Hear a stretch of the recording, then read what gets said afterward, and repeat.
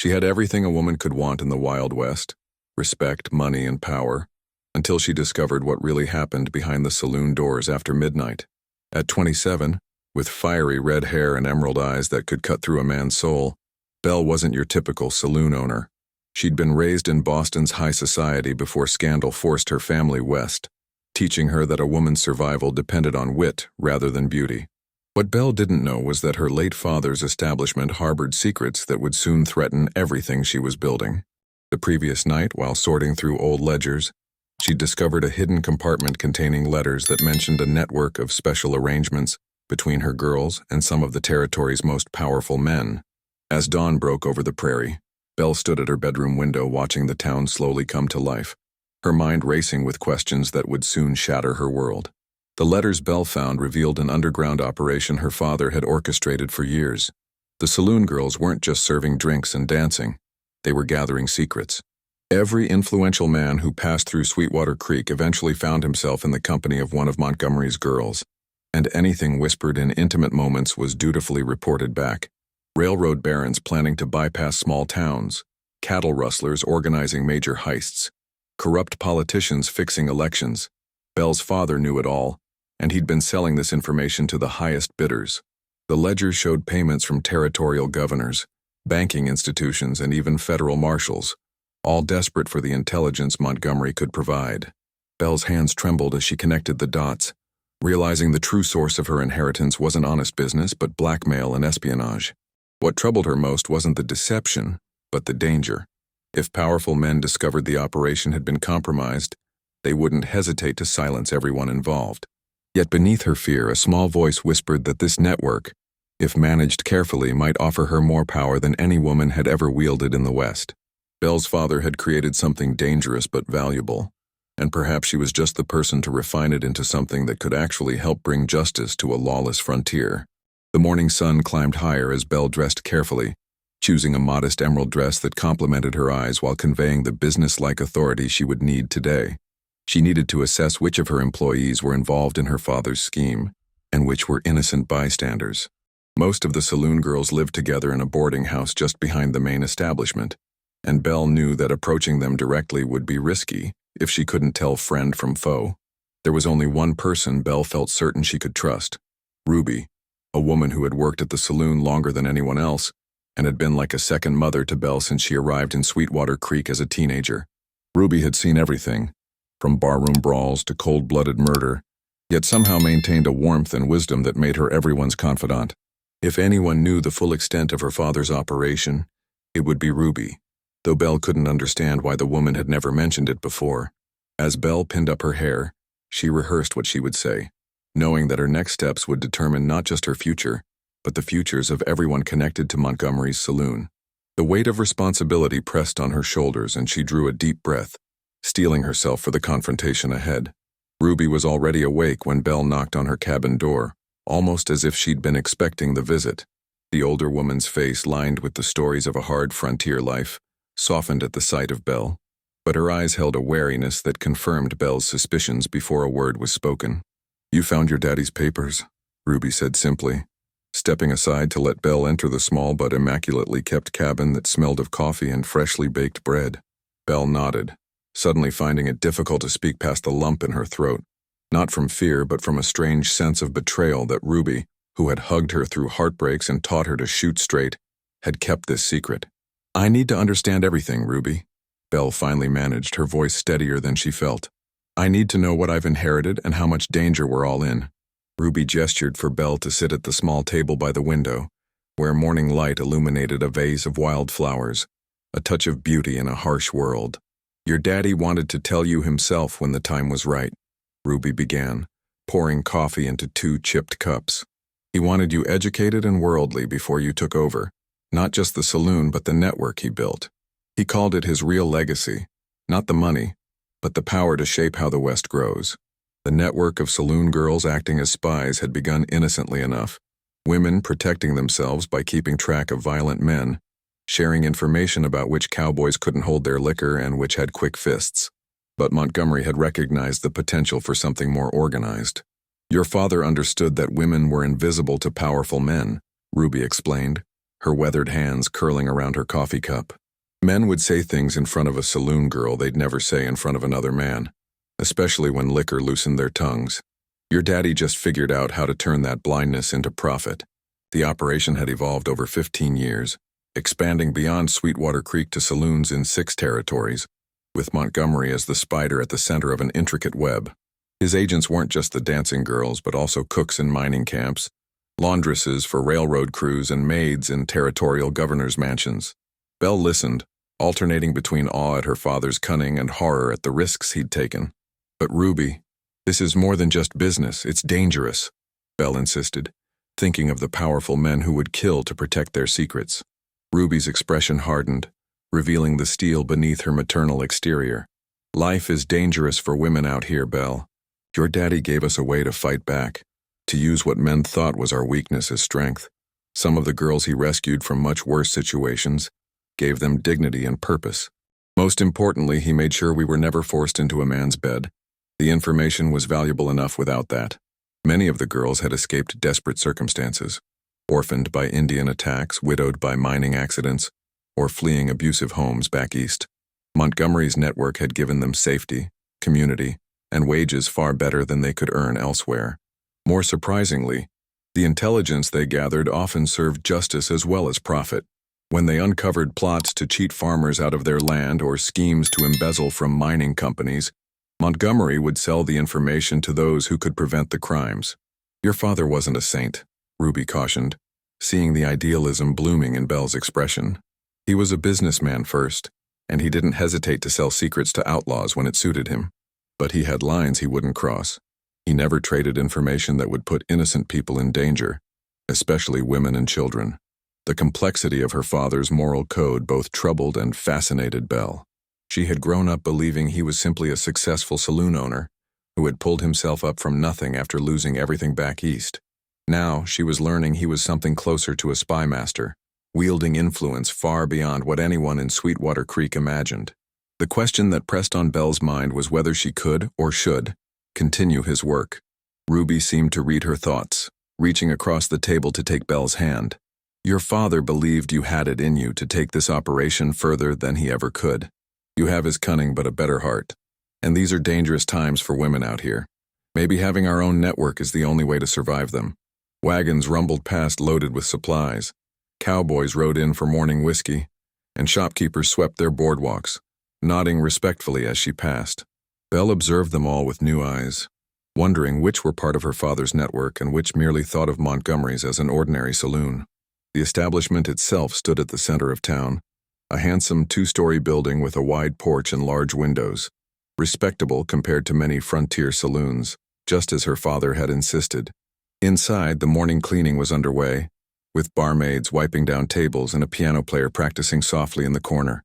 Sarah, one of the younger girls, was arranging fresh flowers in vases, her blonde curls bouncing as she hummed to herself.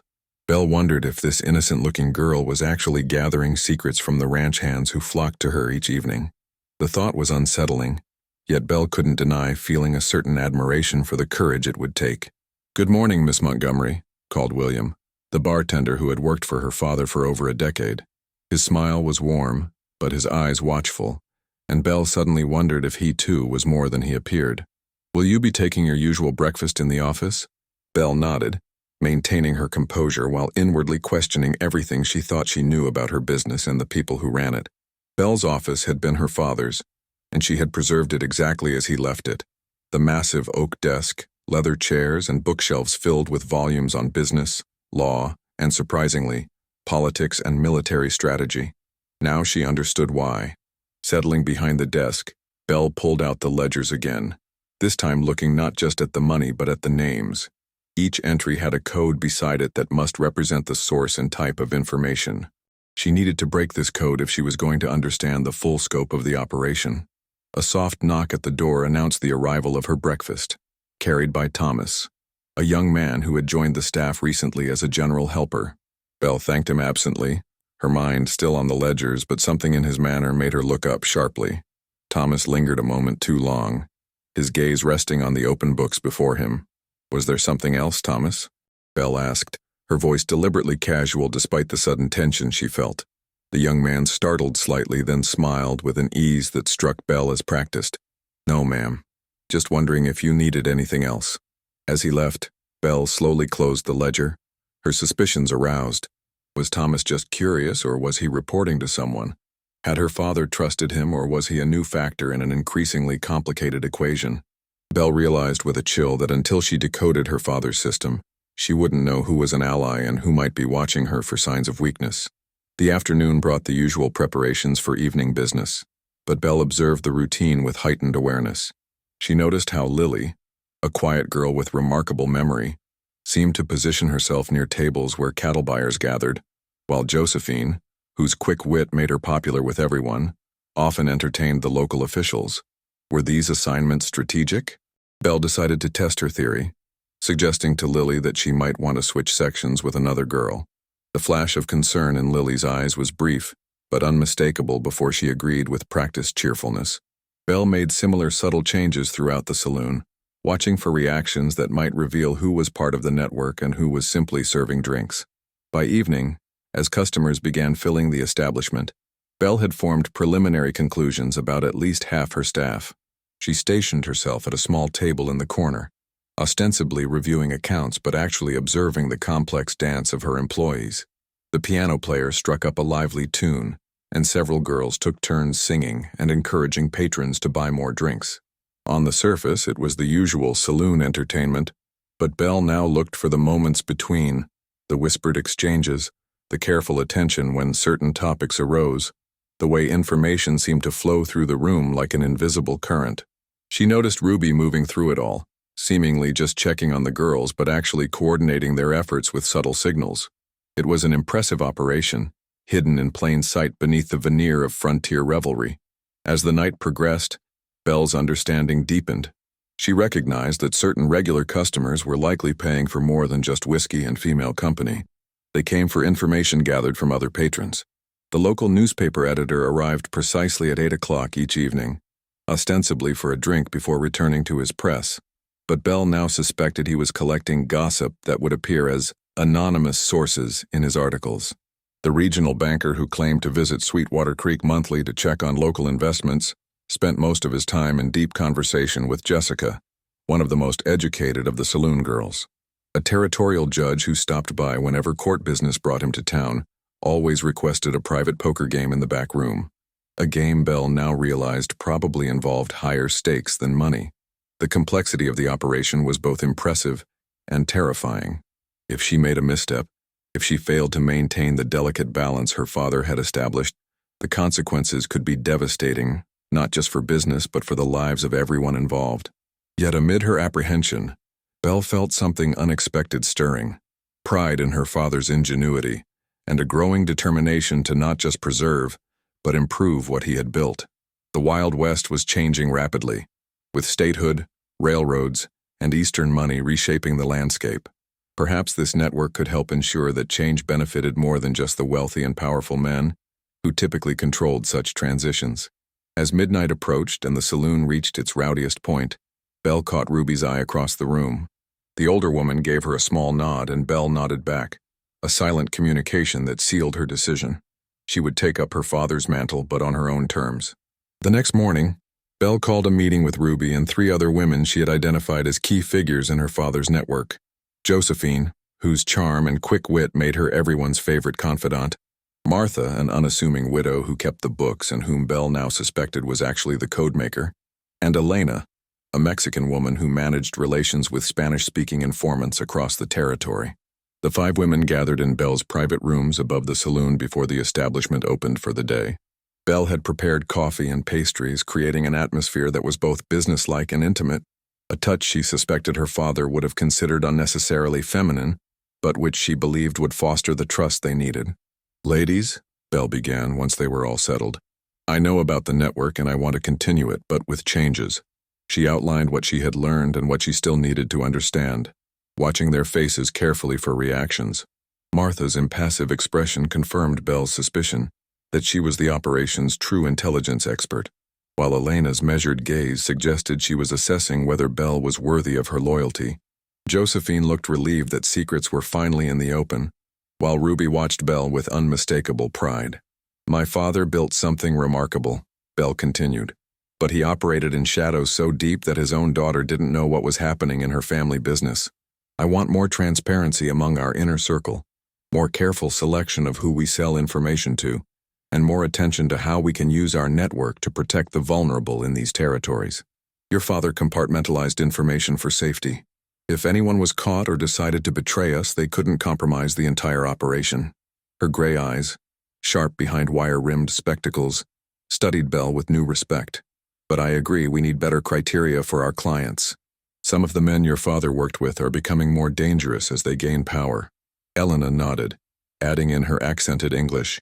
The railroad companies are hiring more Pinkertons to stop labor organizers. They would pay well for names of union sympathizers, but I refused such requests. Your father sometimes overruled me. The tension in her voice revealed old conflicts, and Bell made a mental note to address this priority. And the girls need better protection, Josephine interjected, her usual vivacity subdued by the serious discussion. We're asking them to gather information from increasingly powerful men. If one of them is discovered, she didn't need to finish the thought. Everyone in the room understood the potential consequences in a land where law was often whatever the richest man in town decided it was. Belle listened to each woman, recognizing that their knowledge and experience far exceeded her own in this domain. Yet she also saw gaps in the system, risks her father had perhaps been too close to recognize. Here's what I propose, she said finally. Martha will teach me the code system and help me understand the full scope of our operations.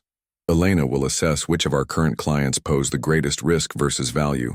Josephine will work with Ruby to evaluate which girls are suited for information gathering and which should be protected from involvement. And I will create contingency plans for every possible exposure. Belle discovered that her father's operation extended far beyond what she had initially imagined, with connections to mining companies, railroad executives, territorial politicians, and even federal officials back east. The code system, Martha explained, was ingenious in its simplicity, appearing to be ordinary business notations that would mean nothing to anyone who sees the books. Elena revealed networks of Mexican and indigenous informants who provided invaluable information about movements along the border and in territories where white men were viewed with suspicion. Most surprising to Belle was learning that several of her father's most trusted male employees, including William the bartender and Michael the bouncer, were completely unaware of the true nature of the business. Your father believed men talk too much when they drink, Ruby explained with a wry smile. He preferred to rely on women who knew the value of discretion. As the meeting concluded, Belle felt both overwhelmed by the responsibility and exhilarated by the possibilities.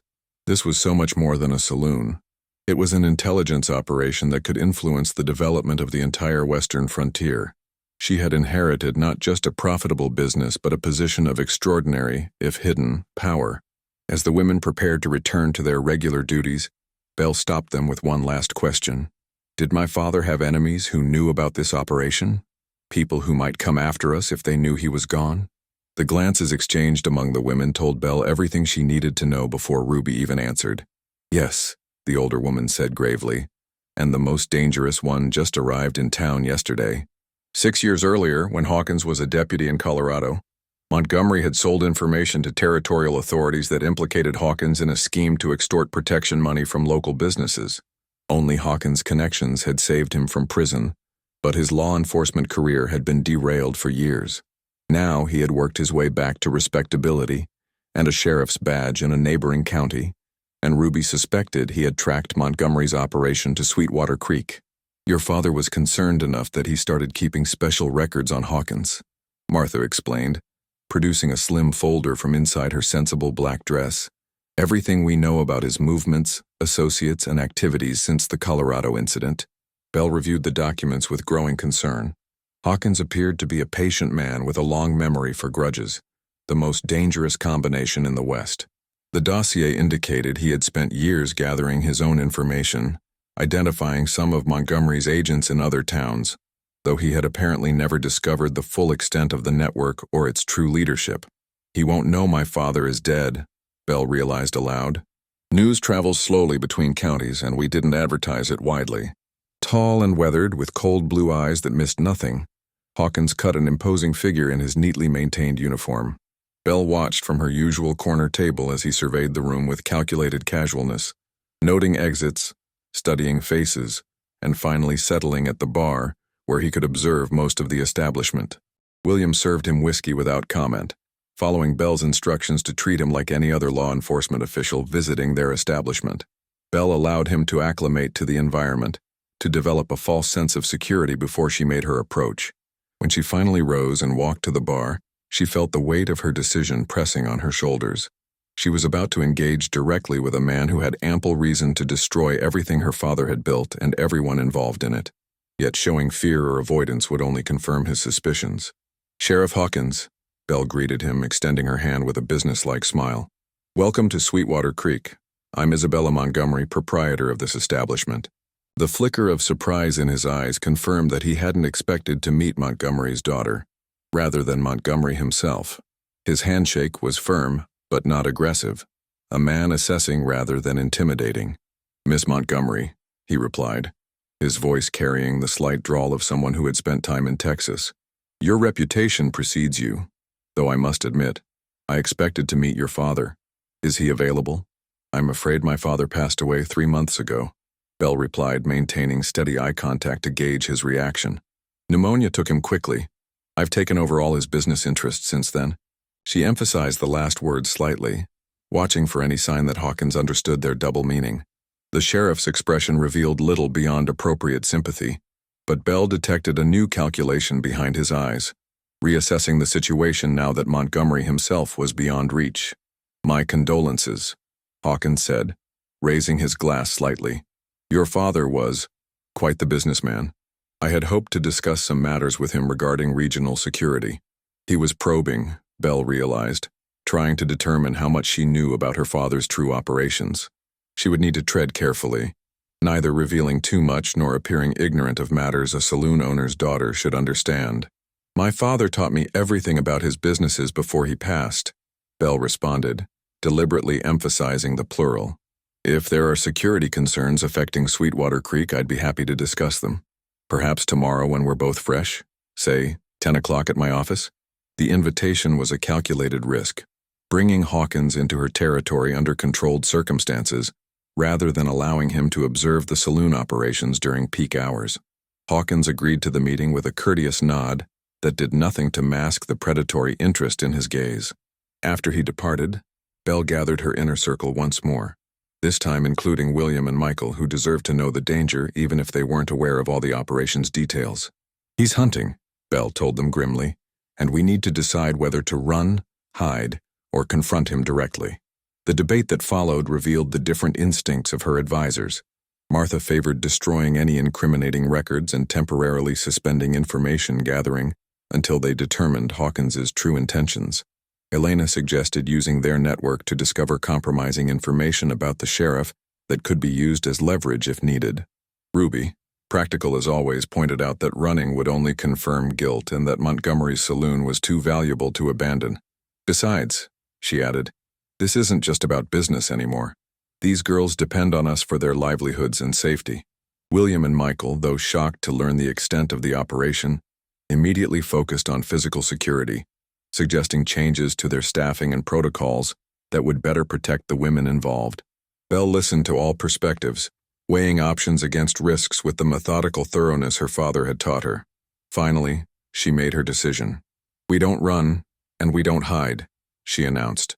"But we don't confront him directly either. Not yet. Tomorrow I'll assess what he knows and what he wants. In the meantime, Martha will secure our most sensitive information off-site. Elena will activate her contacts to learn everything possible about Hawkins's current associates. And Josephine will ensure all the girls know exactly what to say and what not to say if the sheriff approaches them." She had dressed in her most businesslike attire, a tailored burgundy dress that suggested prosperity without ostentation, and arranged her office to subtly demonstrate both her authority and transparency. The visible ledgers on her desk were legitimate business records that would withstand scrutiny, while Martha had removed anything concerning the information network to her own home. Belle offered Hawkins coffee, which he accepted with the wariness of a man accustomed to considering even small courtesies as potential distractions. "I appreciate your time, Miss Montgomery," he began, once they were seated across from each other at her desk. As I mentioned, I'm investigating increased cattle rustling across the territory. My inquiries suggest that information about cattle movements and ranch security is being traded in establishments like yours. His emphasis on information and establishments like yours made his suspicions clear without directly accusing her. Bell maintained an expression of appropriate concern mixed with professional interest. Cattle rustling affects all legitimate businesses in the territory, Sheriff. Ranchers are our customers too, after all. What kind of information trading are you suggesting? She was neither confirming nor denying, instead inviting him to reveal how much he actually knew. Hawkins studied her for a moment before responding, his expression suggesting he appreciated the strategy even as he sought to counter it. Let's be direct, Miss Montgomery. Your father operated an intelligence network, using saloon girls and other women to gather information, which he then sold to various parties. Some of that information has been used for criminal enterprises, including the theft of nearly 300 head of cattle from the Hollister Ranch last month. That's quite an elaborate theory, Sheriff.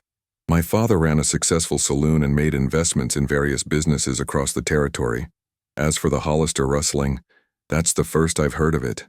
She was taking a calculated risk by denying knowledge of the specific incident, but Martha had been thorough in her briefing about recent information trades, and Bell was confident this particular rustling hadn't involved their network. Hawkins leaned forward slightly, his eyes never leaving Bell's face. Miss Montgomery, I've spent years tracking your father's operation. I know he was selling information to both sides of the law. I know he used women everyone underestimates, barmaids, laundresses, seamstresses, as his eyes and ears. What I don't know is whether you're continuing his work, or if you're genuinely ignorant of it. The directness of his challenge demanded an equally direct response. Bell abandoned pretense, recognizing that this approach wasn't working with a man who had clearly done his homework. Sheriff Hawkins, she said, meeting his gaze steadily, we both know you have personal reasons to resent my father. Whatever you believe he did to you in Colorado is coloring your investigation now. So let me be clear. I run a legitimate business that operates within the law. If you have evidence suggesting otherwise, present it formally. Otherwise, these insinuations feel remarkably like harassment. Your father ruined my career once, Miss Montgomery.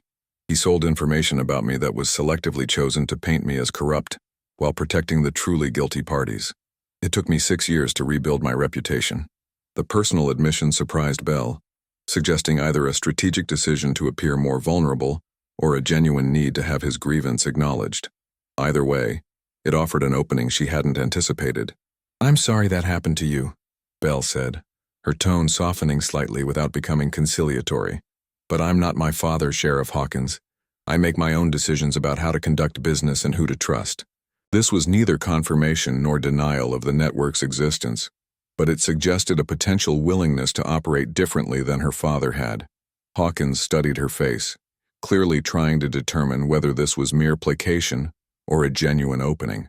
The Hollister rustling is just the beginning, he said finally. Something bigger is brewing in this territory. Organized crime on a scale we haven't seen before. Your father would have known about it, maybe even profited from it. People are going to get hurt, Miss Montgomery. Not just cattle barons, but ordinary folks. If you do have access to the kind of information network I believe exists, you might want to consider which side of this coming fight you want to be on. Several of our girls have reported whispers about a syndicate trying to consolidate control of both legitimate and illegitimate businesses across 3 territories.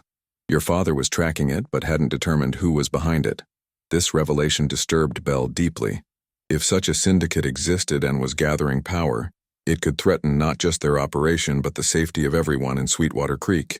Moreover, it raised uncomfortable questions about Hawkins's true motives. Was he genuinely concerned about this criminal organization, or was he using it as leverage to gain access to Montgomery's network? Perhaps most troubling was the possibility that he himself might be involved with the syndicate, using his position as sheriff to eliminate competition or gather intelligence. Bell spent the afternoon reviewing every record Martha could provide, searching for patterns that might reveal connections between seemingly isolated incidents, increased cattle rustling, unexplained fires at competing businesses, sudden changes in land ownership. By evening, she had formed a disturbing hypothesis. Someone was systematically destabilizing the region, creating opportunities to swoop in and take control, and based on the timing of events, this effort had accelerated shortly after her father's death. suggesting the architect of this scheme had been waiting for Montgomery's influence to wane.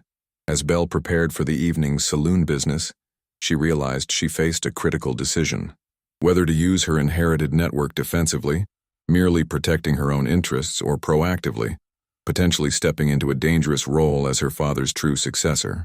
That night, Belle implemented subtle changes to their intelligence gathering, directing the girls to pay special attention to any mentions of new business partnerships, land purchases, or unusual alliances among the saloon's patrons.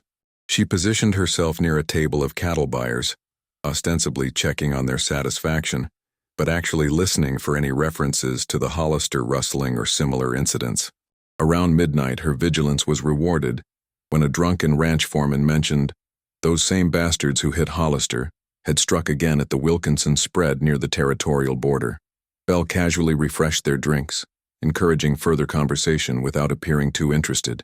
The men, loosened by whiskey and flattered by female attention, revealed that the rustlers had somehow known exactly when the ranch hands would be occupied with a cattle drive, leaving only minimal security at the home property. This pattern matched what Belle had observed in her father's records. The rustlers had inside information that could only have come from someone connected to the ranches or the cattle buyers.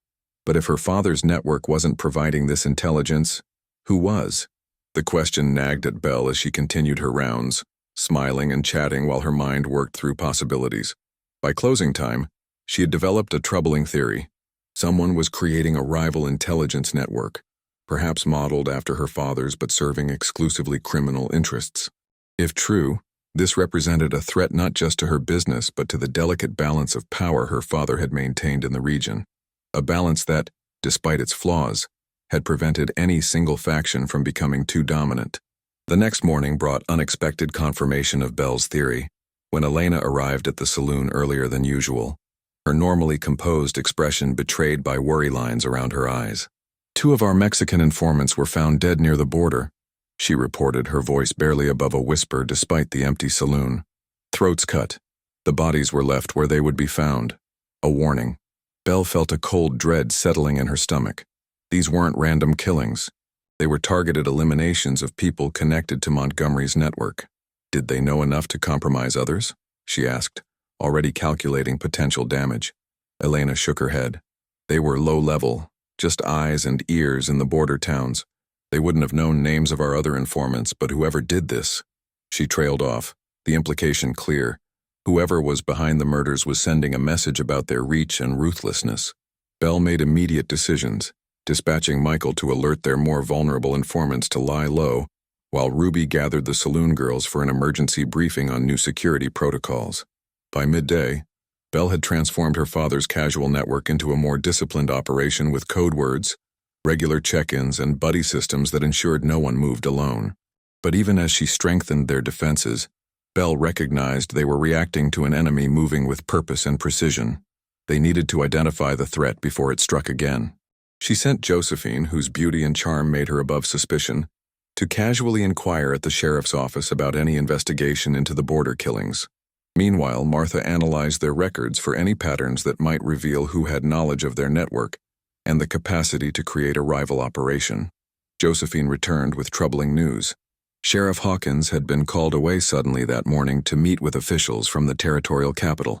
His deputy didn't know details, she reported, but mentioned something about a special task force targeting organized crime. This timing struck Belle as suspiciously convenient. Either Hawkins was genuinely pursuing the criminal syndicate, or he was somehow involved and creating an alibi for himself, while his associates eliminated Montgomery's informants. Either way, Belle couldn't afford to wait passively for developments. That evening, she made a bold decision that would have shocked her more cautious father. She would approach Thomas Franklin, the editor of the Sweetwater Creek Gazette and one of her father's most reliable clients, with a proposition. Franklin had purchased information from Montgomery for years, using it to write exposés that boosted his newspaper's circulation, while carefully protecting his sources. If anyone in town had the connections and motivation to help identify who was targeting their network, it would be Franklin. Belle arranged to meet him after hours in his newspaper office, away from the curious eyes and ears at the saloon. The editor was initially surprised by her directness about her father's operation, but quickly adapted, his journalistic instincts recognizing a potentially valuable alliance. "Someone's moving against you," he acknowledged after hearing Bell's carefully edited account of recent events. "And they're playing a longer game than just eliminating competition. They're trying to control information flow across the entire territory." As an editor, he had noticed subtle changes in information availability since Montgomery's death, certain stories becoming impossible to verify, sources going silent, and rumors spreading that seemed designed to benefit specific interests. Most tellingly, he had received an anonymous offer just weeks earlier to become the exclusive recipient of information about territorial affairs, an offer he had declined out of loyalty to his arrangement with Montgomery. "They're trying to centralize intelligence," he explained, spreading a territorial map across his desk and marking locations of recent incidents: rustling, murders, business closures, land transfers. "See the pattern? They're creating instability along transport routes first, then consolidating control of key properties." The strategy was sophisticated and patient, suggesting whoever was behind it had significant resources and a long-term vision. "But why now?" Bell pressed, studying the map. "Why not when my father was alive?" Franklin's expression was grim as he tapped a recent territorial proclamation hanging on his wall. "Because of this, the government's pushing for statehood within 5 years. Whoever controls the key infrastructure and political relationships when that happens stands to make a fortune and wield enormous power." The realization struck Bell with the force of revelation. This wasn't just about current profit. It was about positioning for the future transformation of the frontier. Her father had understood this, had been playing the long game himself, and someone had been watching, learning, and waiting for their opportunity to seize control of the board. Armed with this understanding, Bell returned to the saloon with renewed purpose. The stakes were far higher than she had initially realized, extending beyond her business to the future of the entire territory. That night, she convened her inner circle again, sharing Franklin's insights and the broader implications. "We're not just fighting for our operation," she told them, her voice steady despite the weight of responsibility she felt. "We're fighting for who gets to shape this territory's future." The women exchanged glances, each recognizing the magnitude of what Bell was proposing. Not just defense, but active opposition to a powerful and ruthless enemy whose identity remained unknown. "Your father would say this isn't our fight," Ruby cautioned, though her tone suggested she wasn't necessarily agreeing with that position. "He always said our job was to trade information, not choose sides." Martha nodded in agreement. "Neutrality protected us. Once we actively oppose someone, we become targets." Elena, however, had a different perspective. "We are already targets," she pointed out, her expression hardening as she thought of her murdered informants. "And this syndicate will not allow neutrality. They want control of all information." Josephine, typically the most lighthearted of the group, surprised Bell with her conviction. "If someone's going to run things around here," she said firmly, "I'd rather it be us than whoever cuts throats in the night." Their unified determination gave Bell the confidence to outline her plan, a three-pronged approach that would identify their enemy, protect their network, and undermine the syndicate's operations before they could consolidate power. The next week saw Bell's plan in action. Elena expanded her network of informants, focusing on transportation workers who could track unusual movements of people and goods across the territory. Martha created a new, more secure coding system for their most sensitive communications, while Josephine cultivated deeper relationships with key figures in town who might have relevant information. Bell herself took the most dangerous role, maintaining apparent business as usual at the saloon while secretly meeting with potential allies among the legitimate business owners who stood to lose if the syndicate gained control. Progress came in fragments: a description of men seen near the border murders, reports of unusual land purchases by shell companies, rumors of a meeting of unknown figures at a remote hunting lodge. None of these pieces alone provided the answer, but together they began to form a picture. The breakthrough came unexpectedly from William, the bartender who had only recently learned of the network's existence. He reported a conversation overheard between two strangers who had stopped at the saloon, men whose expensive Eastern clothes marked them as out of place, but whose confident manner suggested they felt entitled to be anywhere. They had mentioned meeting the judge and finalizing arrangements that would change the map for good. Bell immediately connected this to a name that had appeared tangentially in her father's records: Judge Ambrose Blackwood, a federal circuit judge with jurisdiction across 3 territories and connections to powerful railroad and mining interests.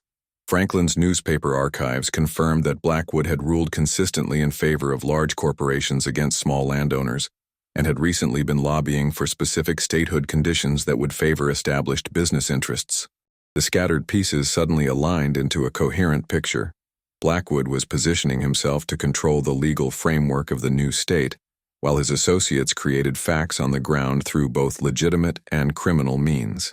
Identifying Judge Blackwood as their primary adversary clarified Bell's strategy, but also heightened the danger. A federal judge wielded enormous power and legitimacy, making him a far more formidable opponent than a typical criminal mastermind. Any direct accusation without overwhelming evidence would be not just ineffective, but potentially disastrous for Bell and her network. She needed proof that would stand up in a court of law or in the court of public opinion, proof that linked Blackwood directly to the criminal activities destabilizing the territory. Bell implemented a carefully coordinated intelligence operation, focusing all their resources on documenting Blackwood's movements, communications, and associates. Elena's informants watched the judge's home and offices, noting visitors and messages. Josephine cultivated a friendship with Blackwood's clerk, extracting seemingly innocent information about the judge's schedule and interests. Martha analyzed court records for patterns in Blackwood's rulings that might reveal his true allegiances and motivations. Bell herself took the risky step of attending a territorial judicial reception, introducing herself to Blackwood as a businesswoman concerned about security in Sweetwater Creek. The judge was polished and charming, his silver hair and distinguished bearing projecting an image of unimpeachable integrity. Yet Bell detected something predatory in his assessment of her, a calculation that went beyond normal social interaction. "Montgomery," he had repeated thoughtfully when she introduced herself. "Any relation to the late Edward Montgomery of Sweetwater Creek?" The question confirmed he had been aware of her father, though his tone revealed nothing about the nature of that awareness. The investigation into Blackwood proceeded methodically for several weeks, building a compelling case that the judge was indeed orchestrating both legal maneuvers and criminal activities to consolidate control of key resources before statehood. His public face was that of a respectable jurist concerned with orderly development, while his hidden hand directed intimidation, theft, and even murder to eliminate obstacles. Bell documented it all, creating a comprehensive dossier that could expose his operation. What she hadn't anticipated was Sheriff Hawkins's return to Sweetwater Creek with a territorial warrant to search Montgomery's saloon for evidence of intelligence-gathering operations contrary to public order. The sheriff arrived mid-afternoon when the saloon was quiet, and most of the sensitive materials were secured off-site, but the timing was still alarming.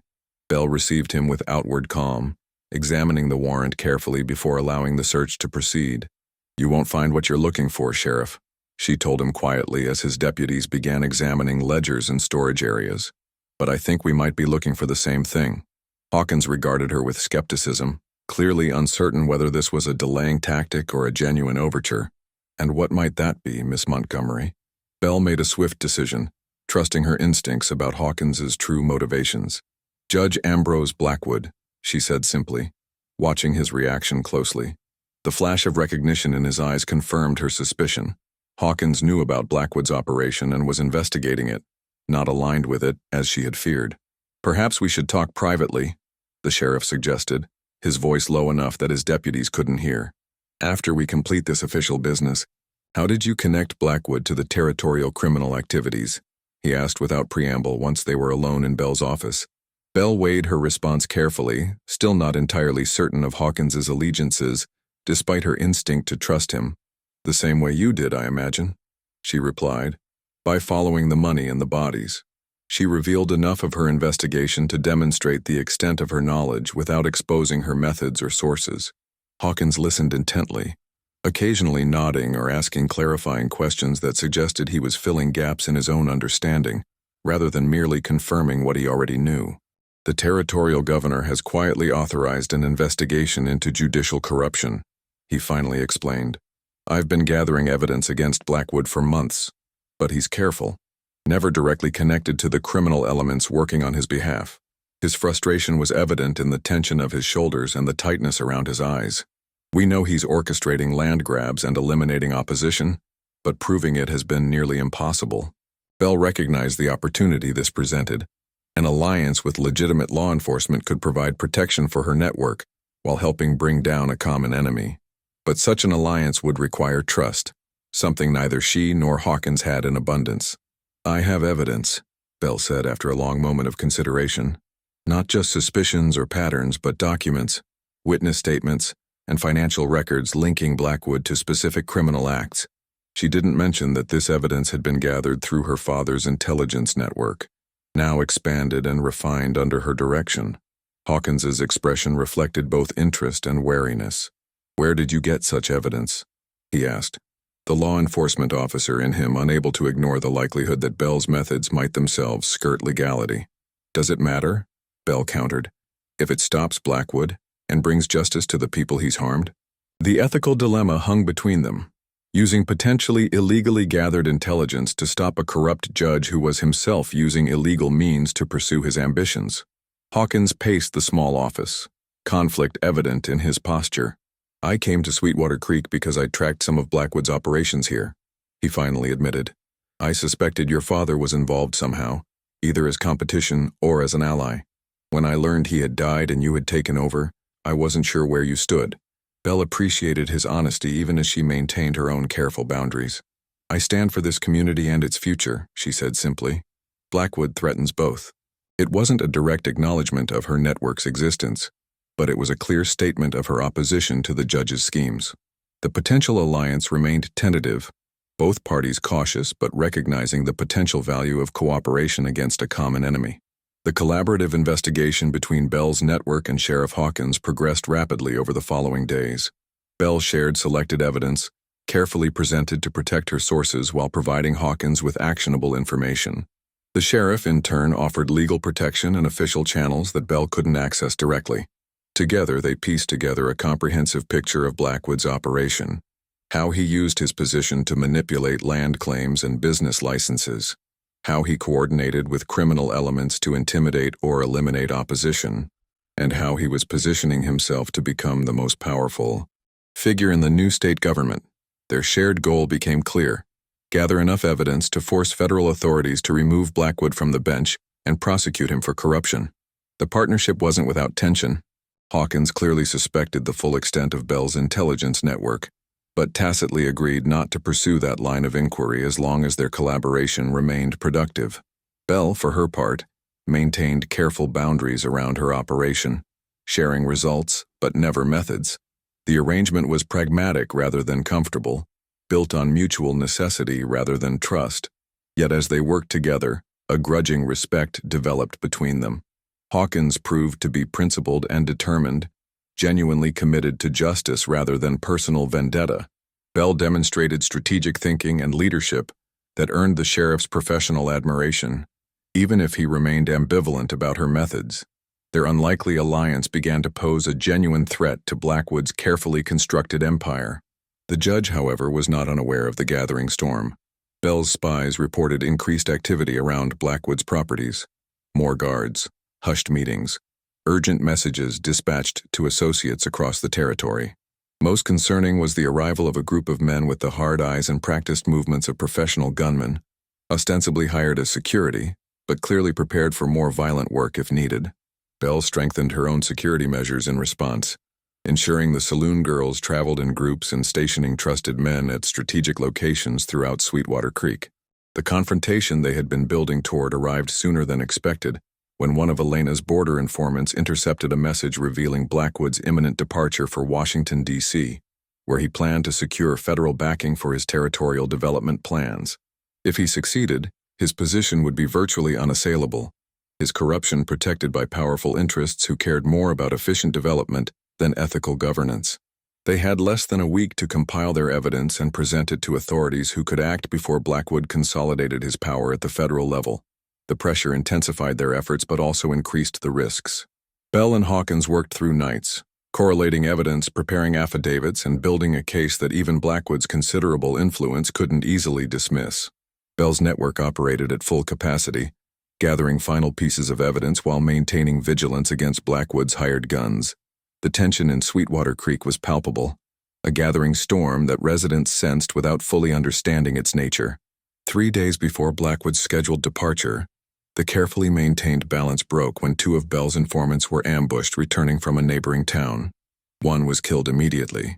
The other, though wounded, managed to escape and bring warning to Bell that Blackwood's men were moving against anyone connected to Montgomery's saloon. The judge had clearly identified the source of the intelligence operation working against him and had decided to eliminate the threat directly. Bell immediately implemented emergency protocols, gathering vulnerable members of her network at defensible locations and dispatching warnings to those too distant to reach safety quickly. Sheriff Hawkins, informed of the attack, stationed his deputies at strategic points throughout town, though his official explanation was a response to general criminal threats rather than protection of Bell's operation specifically. As darkness fell over Sweetwater Creek that evening, Montgomery's saloon transformed from a place of business to a fortress. William and Michael barricaded entrances, leaving only the main doors accessible and heavily guarded. Ruby gathered the saloon girls in the second-floor rooms away from potential gunfire. Martha secured their most critical records in a hidden safe, while Elena positioned lookouts with signals to warn of approaching threats. Bell herself remained visibly in the main saloon, presenting an appearance of normal business while Josephine circulated among the few customers, quietly encouraging them to finish their drinks and leave before trouble arrived. By midnight, only Bell's most trusted employees remained in the building, armed and positioned according to a defense plan she had developed weeks earlier, hoping it would never be needed. Sheriff Hawkins arrived shortly after midnight, having completed his own preparations throughout the town. "Blackwood's men are gathering at the hotel," he reported grimly. "At least a dozen heavily armed. They're not even pretending to be subtle anymore." Bell nodded, unsurprised but determined. "We have the evidence ready," she said, gesturing to the carefully organized documents Martha had prepared. "Everything needed to bring charges against Blackwood is here, with copies secured elsewhere in case these are destroyed." Hawkins examined the materials with professional appreciation for their thoroughness before addressing the immediate threat. "Evidence won't matter if we don't survive until morning. I have 8 deputies positioned around town, but they're outgunned and some have families they're worried about." The implied question hung in the air. How far was Bell prepared to go to defend her operation and her people? The answer came without hesitation. "Montgomery's has never backed down from a fight," she said simply, "and we don't intend to start now." The next hours passed in tense preparation. Weapons checked, positions assigned, escape routes confirmed. Bell moved among her people, offering encouragement and reminding them what they were fighting for, not just their livelihoods, but the future of their community and territory.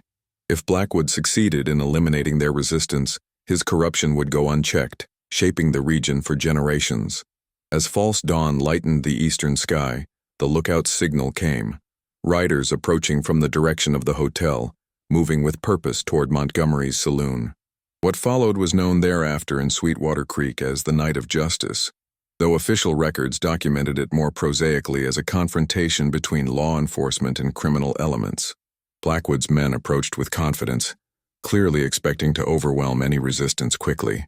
They hadn't anticipated the coordinated defense Bell and Hawkins had prepared, nor the determination of those protecting not just a business, but their community's future. The initial exchange of gunfire was brief but intense. Blackwood's hired guns discovering too late that they faced opponents entrenched in superior positions with clear fields of fire. 3 of the attackers fell in the first volley, while others scrambled for cover behind water troughs and hitching posts. The stalemate that followed might have continued until daylight, if not for Judge Blackwood himself, who arrived unexpectedly in the midst of the confrontation, apparently believing his presence would intimidate the defenders into surrender. His miscalculation became evident when Sheriff Hawkins stepped into the street, territorial warrant in hand, and formally charged Blackwood with corruption, conspiracy, and accessory to murder. The public accusation, witnessed by townspeople awakened by the gunfire, created exactly the scenario Blackwood had sought to avoid. His crimes announced openly, his reputation immediately compromised regardless of legal outcomes. The judge's reaction revealed the true character beneath his dignified exterior, as he ordered his men to eliminate everyone present, a desperate command that transformed a standoff into a chaotic firefight. Bell, watching from a second-floor window of the saloon, saw the moment when Blackwood's careful facade shattered, replaced by the ruthless opportunist who had orchestrated violence across the territory while maintaining a veneer of respectability. The confrontation ended as dawn broke over Sweetwater Creek, with Blackwood and 3 of his surviving men in custody, and the rest either dead, wounded, or fled beyond the town's boundaries. The cost had been high. 2 of Hawkins's deputies were injured, 1 of Bell's lookouts killed, and the saloon itself bore the scars of bullet holes and broken windows. Yet as Bell surveyed the aftermath, she felt not defeat, but vindication. The evidence against Blackwood remained intact. His own actions had confirmed his guilt before witnesses, and the network her father had built had proven its worth beyond mere profit. In the days that followed, as territorial authorities arrived to take custody of Blackwood and begin formal proceedings against him, Bell faced decisions about the future of Montgomery's operation. The intelligence network had served its purpose in bringing down a corrupt power, but its exposure during the confrontation raised questions about its continued viability. Sheriff Hawkins, his official duties completed, approached Bell with these same questions implicit in his expression. "What happens now?" he asked simply, finding her at her father's desk surrounded by the administrative aftermath of their victory. Bell considered her answer carefully, recognizing that it would define not just her business but her role in the territory's future. "Montgomery's will continue," she said finally, "providing good whiskey, fair games, and entertainment to Sweetwater Creek." She held his gaze steadily as she continued. "As for other services we may provide, information has value, Sheriff, especially when it serves justice rather than corruption. Your father's operation wasn't always so discerning in its clients." Bell acknowledged this truth with a slight nod. "My father built something extraordinary," she said, "but its purpose was always his to define. Now it's mine, and I choose to define it differently." The statement was both a declaration of independence from her father's legacy and a commitment to transforming it into something that aligned with her own vision of what the territory could become. Hawkins studied her for a long moment before offering his hand, a gesture that acknowledged her as an equal if not entirely an ally. "Sweetwater Creek is fortunate to have you, Miss Montgomery," he said with unexpected sincerity. "I suspect we'll cross paths again as this territory continues to change." Bell accepted the handshake, recognizing it as neither surrender nor victory but the establishment of a new equilibrium, one where information and official authority might occasionally find common purpose despite their fundamentally different natures. As Hawkins departed, Bell turned her attention to rebuilding what had been damaged and strengthening what had proven valuable.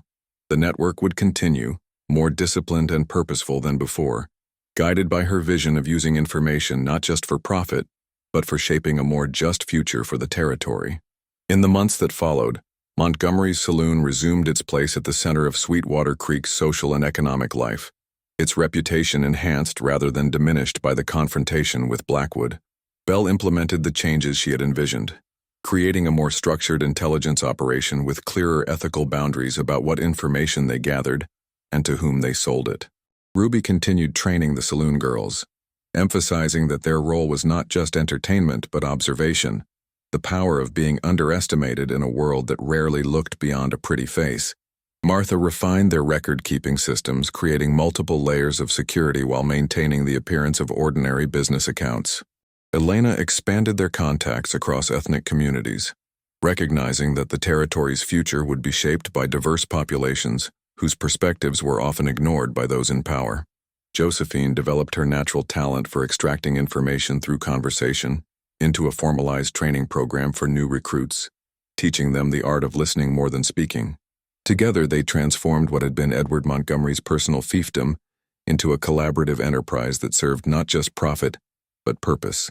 Belle herself grew into her role as leader, blending her father's strategic thinking with her own moral compass to navigate the complex currents of a territory on the cusp of statehood. Sheriff Hawkins returned to his own jurisdiction but maintained a cautious professional relationship with Bell, occasionally sharing information of mutual interest without directly acknowledging the full extent of her operation. The true measure of Bell's success came not in money but in influence, as Montgomery's network became a subtle but significant force in territorial development. When railroad companies attempted to bypass smaller communities in favor of more profitable routes, anonymous tips to key officials ensured fair hearings for affected towns. When mining corporations sought to exploit workers through dangerous conditions, evidence of violations found its way to territorial inspectors. When corrupt officials attempted to manipulate land claims, Their schemes were exposed before they could be completed. Not all battles were won. Powerful interests still dominated many decisions, but the playing field became marginally more level thanks to the flow of information Bell controlled. By the time statehood discussions began in earnest, Montgomery's operation had evolved from a simple intelligence network into something resembling a shadow regulatory system, using information to counter the worst abuses of power while remaining officially invisible. Bell herself became known publicly as a successful businesswoman and philanthropist, her private role as information broker known only to a trusted few. She never married, preferring independence to compromise, though rumors occasionally linked her romantically with Sheriff Hawkins during his periodic visits to Sweetwater Creek. Whether these rumors had any substance remained a matter of speculation, as both Bell and the sheriff maintained professional discretion about their personal lives. What wasn't in doubt was that Bell Montgomery had created something unprecedented, a woman-led power structure in a man's world, built not on force but on information, the most valuable currency in a changing frontier. Years later, when historians documented the transition from territory to statehood, few recognized the influence Bell Montgomery had wielded through her network of observant women positioned throughout the region. Official records credited male politicians, businessmen, and law enforcement for the relatively orderly development that characterized the period, never acknowledging the invisible hand that had nudged events toward more equitable outcomes when possible. Only in private journals and letters did glimpses appear of the truth. References to Montgomery's girls who seemed to know everything worth knowing, or to the remarkable coincidence that corruption so often came to light just before it could take root. Bell herself left no memoir, no confession of her role, preferring to let her actions speak through their consequences rather than claiming credit directly. The saloon remained successful long after the frontier had given way to civilization, adapting to changing times while maintaining its essential character as a place where information flowed as freely as whiskey. New generations of women found opportunities there beyond what society typically offered, learning the power of observation, discretion, and strategic thinking under the guidance of Bell and her original counsel. By the time Bell Montgomery died in 1924 at the age of 66, the world had transformed around her. Automobiles replaced horses, electric lights replaced oil lamps, and women finally gained the right to vote. Yet the principles she had established endured in the institution she created, a legacy more meaningful than fortune or fame, the proof that in a world designed by and for men, a woman with courage, intelligence, and vision could reshape the rules of power itself.